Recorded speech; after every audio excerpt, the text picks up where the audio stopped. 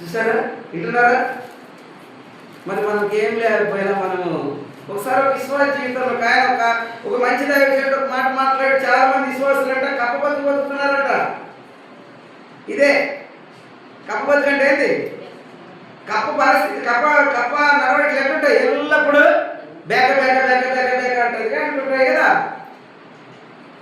ఈ విశ్వాసుల జీవితాల్లో ఈ దమ్మంగా ఉంటారు చూడండి, వాళ్ళ గురించి చెప్పాడు ఆయన. కప్పలాంటి బ్రతుకుతున్నారు. డంబానికి కప్పని చూపించాడు. వింటున్నారా?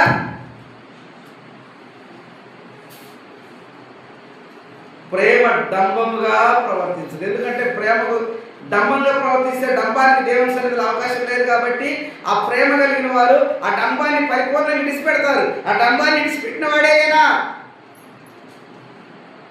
ముందు కాలంలో ఈయన పెద్ద డాంబికుడు, పెద్ద వ్యతిరేకి, మహాక్రూరుడు తాను చెప్పాడు. మిగతా ఆ పత్రికలు చాలా ఉంటాయి. కాబట్టి దేవుని పిల్లలుగా, ఆరాధించేవారిగా, దేవుని నమ్ముకున్న వారిగా, విశ్వాసులుగా ఇక్కడ చేరుకున్నాం కదా. దేవుడు మాట్లాడుతున్న మాట, దేవుని సన్నిధికి ఎవరు వెళ్తారంటే ఈ మాటలు విన్నారా? సహించిన వారు, దయ చూపిన వారు, మత్సర పడని వారు, డంబంగా ప్రవర్తింపని వారు దేవుని సన్నిధికి వెళ్తారు. అర్థమైందా? డంబంటికి చెప్పానుగా కీర్తన 4:5లో ఏమి ఉండదు, ఏమి లేకపోయినా కూడా కొంతమంది యొక్క నోటి మాటలు ఎట్టుంటాయి?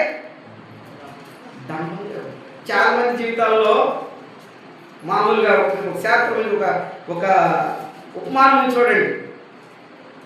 దాన్ని ఏమంటారు? ఉపమానం అంటారు, తర్వాత సామెతలు అంటారు. ఒకరి నోరు మంచిదైతే ఊరు, చాలా మంది ఏమంటారు తెలిసిన, ఈ ఊరంతా మంచిది కాదంటారు. ఊరితో ప్రయోజనం ఏముంది? నీ నోరు ఎట్టుంది? బైబిల్ ఏం చెబుతుంది? నోటి ప్రవర్తన ఫలం చాలా మేలు చేస్తుంది, నోటి ప్రవర్తన ఫలం చాలా కీడు. ఎవరి నోటి ఫలమో కాదు, మన నోటి ఫలం. అందుకని యాకోబు ద్వారా దేవుడు నీ జీవితం బాగుండాలంటే యాకోబు ద్వారా 1:26 ప్రకారంగా చాలా అద్భుతమైన మాట చెప్పాడు. అక్కడ ఎవడైనను నోటికి కళ్ళెము పెట్టుకొనక నేను తన హృదయం మోసపరచు నేను భక్తి గలవాడిని అనుకున్న ఎడల వారి భక్తి. కాబట్టి ఇప్పుడు మన భక్తి, ఒకసారి మనం అక్కడక్కడ కూర్చున్నప్పుడు ఎలా మాట్లాడుతున్నామో, మన మాటల యొక్క ప్రత్యేకతలు ఏందో, మన మాటల యొక్క స్థితిగతులు ఏంటో అర్థం చేసుకోవాలి. ఎరగాలి. నీ బ్రతికే నీకు తెలియకపోతే, ఒకవేళ ఇంటి దగ్గర తెలియదేమో, దేవుని సన్నిధికి వచ్చిన తర్వాత కూడా వాక్యము మన హృదయానికి అద్దం. ఈ వాక్యము హృదయానికి అద్దం. అర్థమవుతుందా? ఇంటి దగ్గర వచ్చినప్పుడు అందరూ కూడా అద్దాలు చూసి వస్తారు, అద్దాలు చూసి నెత్తులు చక్కపరుచుకుంటారు.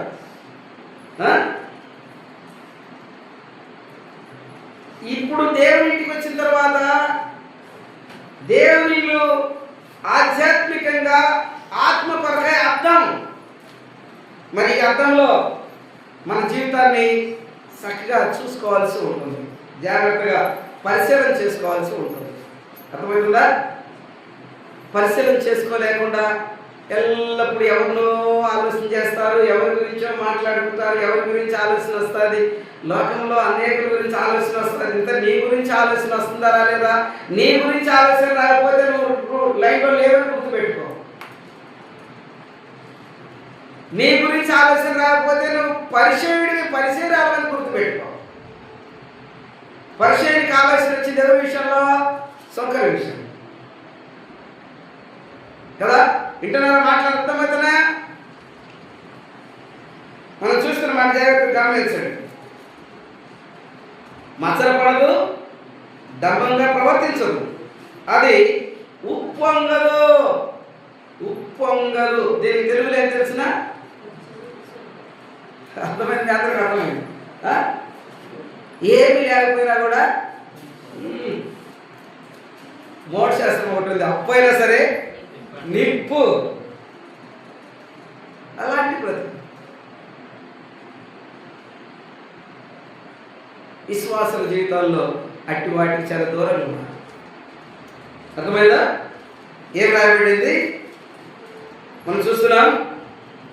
డమ్మముగా ప్రవర్తింపదు, అది కుప్పంగదు, అమర్యాదగా నడవదు. దేవుని పిల్లలలో ఉండాల్సిన చాలా ప్రాముఖ్యమైన విషయం ఇది. అజ్ఞానము, అమర్యాద, అవివేకము, అవిధేయత దేవుని పిల్లలుగా దేవుని నమ్ముకున్నానని చెప్పిన వారి జీవితంలో ఎన్నడూ ఎక్కడ ఉండకూడదు. అమర్యాద పరిస్థితి. ఎపిసోడ్కి వెళితే ప్రియులైన పిల్లలాగా ఉండాల్సిన ఏం చేస్తారో తెలిసిన? సరస్వతులతో కొనసాగుతున్నారు. సరస్వతులని తెలిసిన? మరి విశ్వాసుల జీవితాల్లో ప్రియులైన పిల్లల వలె దేవుని పోలి నడవలసిన వారు కదా ఎలా ఉంటున్నారు? ఎలా నడుస్తున్నారంట? సరస్వతులతో కాలాలు గడుపుతున్నారు. చాలా తప్పు. విశ్వాసుల జీవితాల్లో చాలా తప్పు. వారు దేవుని సన్నిధికి ఎంత మాత్రము అర్హులు కాదు, సరిపోరు. ఒకప్పుడు సరిపోలేదు, ఇప్పుడు సరిపోవాలంటే ఈ వాక్య ప్రకారంగా జీవితాన్ని కట్టుకుంటూ చక్కపరుచుకుంటూ ముందుకెళ్ళాలి. సరిపోవాలా, నేను కూడా బాగుండాలా, నేను దేవుని రాజ్యానికి వెళ్ళాలా, నేను నరకం తప్పించుకోవాలంటే చేయాల్సిన పని ఇది. అటు కాకుండా నేను విశ్వాసిని అని చెప్పి అజ్ఞానంగా ప్రవర్తిస్తూ ఉంటే సరికాదు, అమర్యాదగా ప్రవర్తిస్తూ ఉంటే సరికాదు. దేవుని పిల్లలు మాట్లాడుతుంటే అలా పౌలు చెప్పాడు కదా, మీకు అందరికి గుర్తే కదా. 4:6 కొలస్సీ 4:6 ఏం చెప్పాడు? తీయండి, చూడండి, చదవండి.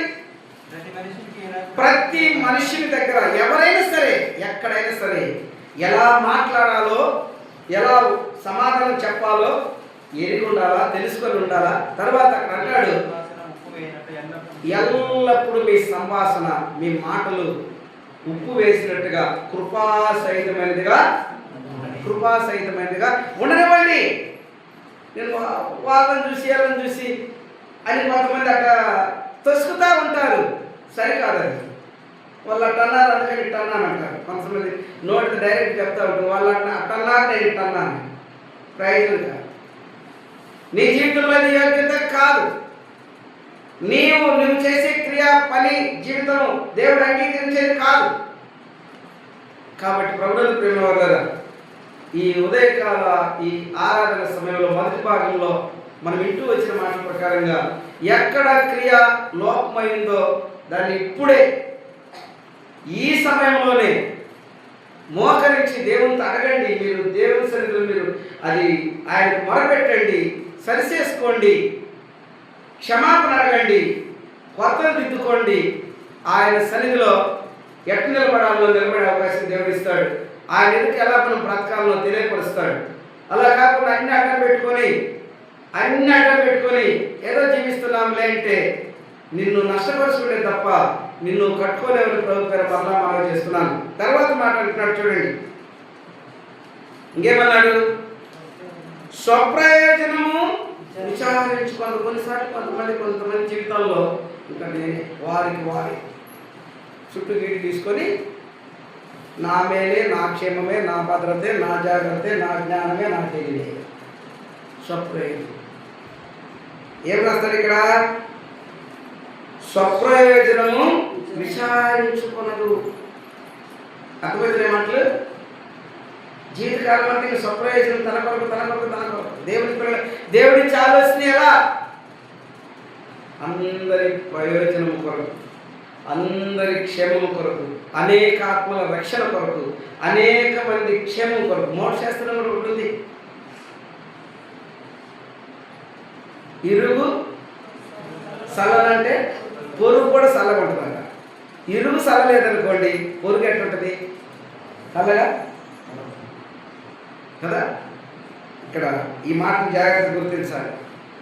స్వప్రయోజనము విచారించుకోవాలి. తన కొరకై అంత తన కొరకై ఏముండదు. తన కొరకు అంత ఏమంది? చాలామంది అజ్ఞానపు బ్రతికి విశ్వాసం అని చెప్పుకుంటే కాదు. చూడండి ఎంతమంది కొరకు, ఎంతమంది అనేక ఆత్మల కొరకు, అనేక మంది క్షేమం కొరకు ఉందా మన దగ్గర ప్రయాసము? లేనప్పుడు మనం స్వప్రయోజకంగా ఉండిపోయాం. ఇది మంచిది కాదు. ఇక్కడ ఏం రాశాడు? స్వప్రయోజనము విచారించుకొనదు. ఎల్లప్పుడూ అనేక ఆత్మల, అనేక కుటుంబాల క్షేమం కొరకు ప్రయాసపడతారు. దేవుని ఆత్మ, దేవుని వాక్యం కలిగిన వారు. ఏర్పాట్లు లేనివాళ్ళంతా ఎల్లప్పుడూ స్వప్రయోజనాలు, తందే తనకే ఇలా కొనసాగుతూ ఉంటారు. తర్వాత చూడండి, త్వరగా ఈ కోపం అన్నది మనకు ఎక్కడి నుంచి అర్థమవుతుందంటే కయ్యిన్ దగ్గర నుంచి అర్థమవుతుంది. యాకోబు పత్రిక 1:19 రాయబడింది, వినడానికి వేగిరపడండి, మాట్లాడుతూ వివరించండి, కోపపడటానికి కూడా నిదానించండి అని ఉంది. ఈ రోజుల్లో వినేదానికి వేగిరం అన్నది చాలా కాలం గతించిపోయింది. దాంట్లో చేతాలే చిన్నగా బాగొచ్చులే, తర్వాత బాగొచ్చులే, ఇట్లాంటిది వినే దగ్గర ఉంది. చాలా అలక్ష్యం, నిర్లక్ష్యం. తర్వాత మాట్లాడాలంటేనా చాలా స్పీడు, చాలా ఫాస్ట్గా మాట్లాడేస్తారు. వినడానికి లేట్ చేస్తారు, మాట్లాడడానికి త్వరపడతారు. అక్కడేం రాశాడు? కోపపడేదానికి కూడా నిదానించమని చెప్పాడు.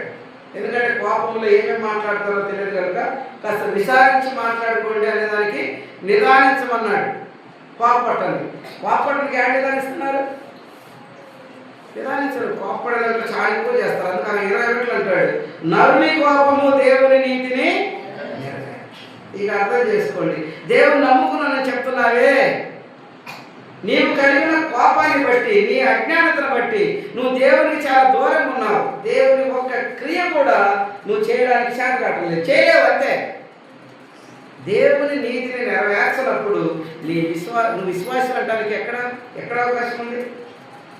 నీతిని నెరవేర్చిన వాడు, ఆయన కలిగిన వాడు, ఆయన దయను, ఆయన అనుగ్రహ ఐశ్వర్యమును, దయను, దీర్ఘశాంతమును, సహనమును ప్రేమించిన వాడు అంటే కలిగి ఉన్నవాడే ఆయన నీతిని నెరవేర్చేవాడు. అన్ని పక్కన పెట్టి నేను దేవుని నమ్ముకున్నానని చెప్తానంత మాత్రాన, ఈ పెదవులు పలికిన మాటలు మాత్రాలు నువ్వు దేవుని రాజ్యానికి వెళ్తావనేటువంటిది బైబిల్ చెప్పడం లేదు, నీకు నువ్వే అనుకుంటున్నావు. ఒకరి మార్గం వారి దృష్టికి యథార్థంగా కనపడుతుంది, కానీ ఆ సంఖ్యలో ఉంటావు, ఇంకంతే, సందేహం లేదు. తర్వాత మనం చూస్తున్నాం, అపకారం మనసులో ఉంచుకోనదు. అపకారం మనసులో ఉంచుకోదు. అపకారం ఏంటి, ఉపకారం ఏంటి? ఉపకారం మంచిదా, అపకారం మంచిదా? ఉపకారం మంచిది. అందరూ బాగా గట్టిగా చెప్పారు, ఉపకారం మంచిది. ఉందా మనలో? మనం చేస్తున్నామా?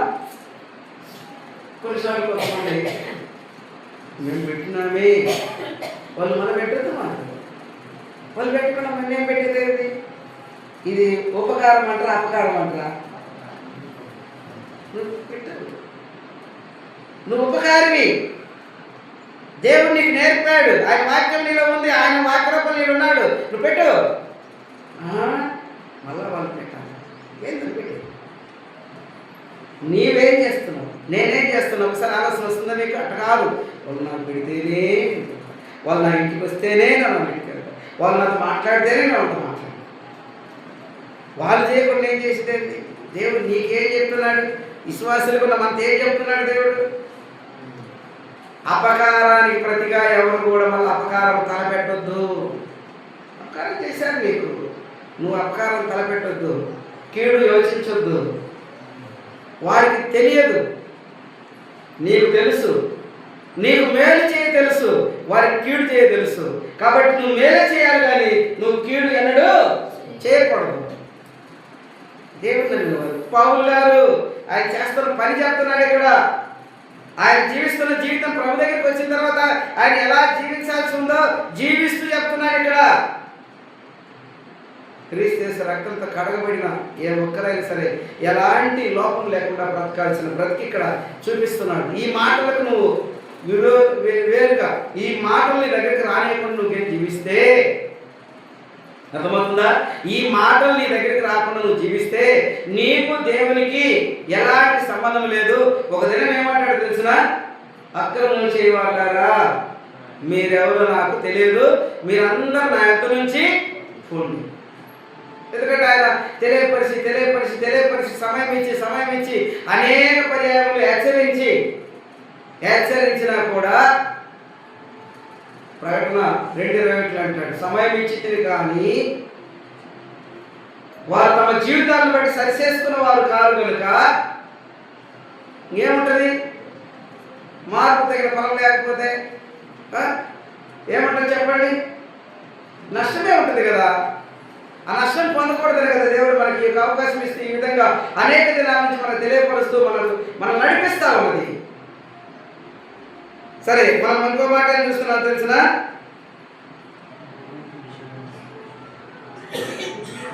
అపకార మనసులో ఉంచుకొనదు, దుర్నీతి విషయమై సంతోషపడక సత్యమందు సంతోషించును.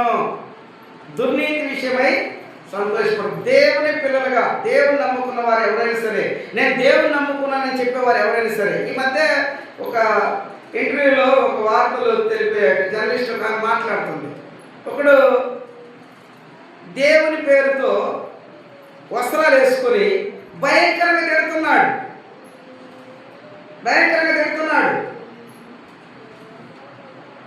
అప్పుడు ఆమె అంటుంది, నువ్వు ఈ వేషం వేసుకుంది ఎందుకు రా, ఇది ఎందుకో నాకు చెప్పాలి, నువ్వు వేషం వేసుకుంది ఎందుకో చెప్పాలంటుంది. ఇక్కడ ఏం రాయబడింది? దుర్నీతి విషయమై సంతోషపడదు.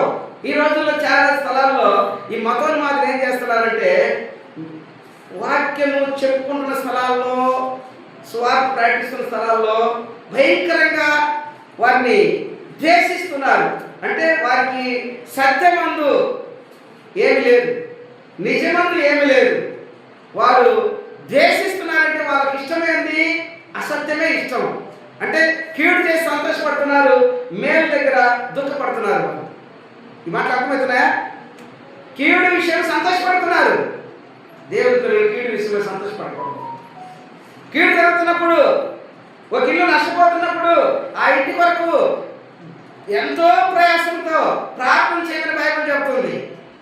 విందు జరిగే వారింటికి పోవడం కంటే దుఃఖపడే వారింటికి వెళ్ళి వారితో కూడా కొంత సమయం వారితో కూడా కలిసి ప్రారంభించమని వాక్యం చెప్తుంది. నిజం కొరకు అసత్య పనులుగా ఆటంకవాదులు ఉన్నారంటే అర్థం చేసుకోండి, వాళ్ళు సత్యమందు సంతోషించేవారు కాదు, వారు చెడులో సంతోషించేవారు. సత్యమందు వారు బహుగా ఆటంకపరులుగా ఉన్నారు.